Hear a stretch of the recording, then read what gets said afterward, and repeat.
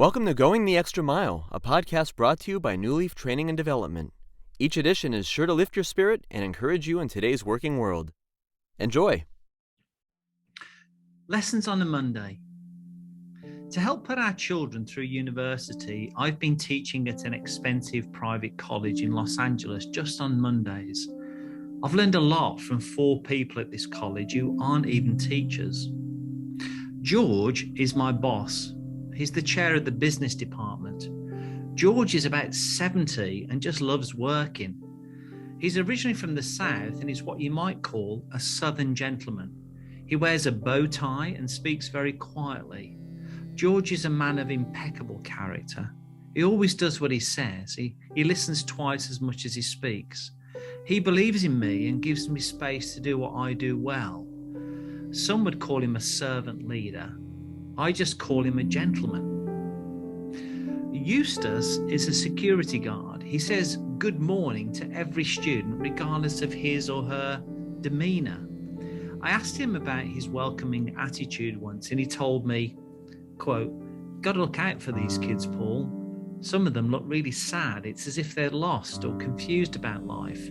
I can't be their papa, but I can welcome them to the gift of a new day every day and try and put a smile on their faces," end quote. Leo works in the print room. When I first started working there, people told me Leo was miserable and unhelpful because he wears all black. I told them that I love the Beatles and they used to wear all black when they were just starting out, and so maybe I like Leo too. Leo is synonymous with his name. He's a big lion. I can tell he's had a tough start in life. He carries the bruises. I can see them on his face. I can see them tattooed on his skin. I can hear it in the words he chooses to use. But I sense there is a big heart behind that hard exterior. Elsa is in her late 20s. She's the cleaner. I've seen the way the students look down on her when they drop their Starbucks trash into the bucket that she pushes. They spend more in 5 minutes at Starbucks than she earns in 2 hours. Most students don't even acknowledge Elsa. She's invisible to most, but not to me because I know her story. Elsa has 3 children and her dream is for her boyfriend to marry her. Quote, "I dream of being a bride," end quote, she once told me. Quote, "I love my man. He's the father of our children. He doesn't believe in marriage. He says we have a good thing going and he doesn't want to jinx it. But I'd love one day to say the words I do," end quote. I asked her how she feels when some of these rich kids ignore her or don't thank her for her service. She told me, quote, "I know what you mean, Paul. I sense their disrespect for me, but I have someone who loves me, who stayed with me. I've been blessed with 3 beautiful children. Anyway, my job is to empty the trash and clean the classrooms. That's my job, and I do it to the very best of my ability," end quote. So what can we learn from these 4 wonderful real-life characters whom I work with every Monday on Grand and Ninth in the City of Angels? I believe with all my heart that George is perhaps the best leader I've ever worked for. He actually sees himself as a servant. He turns the organizational pyramid upside down. He has a mindset that is meant to be of service to his staff, whereas mediocre managers make it all about them.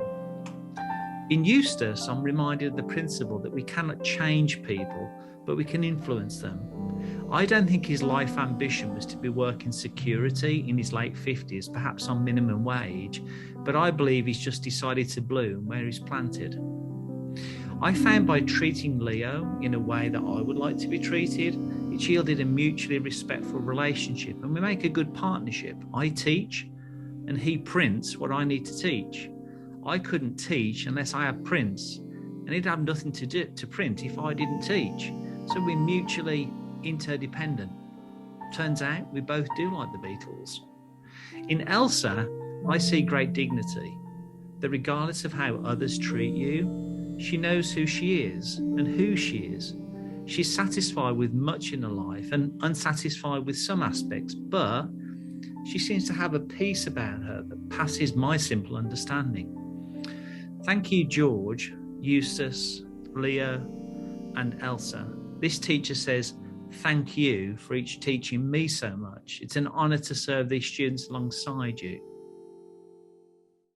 I hope you found that short story useful, and if you did, feel free to rate, review, and share this podcast.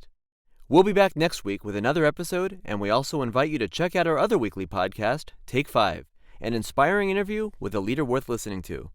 Bye for now.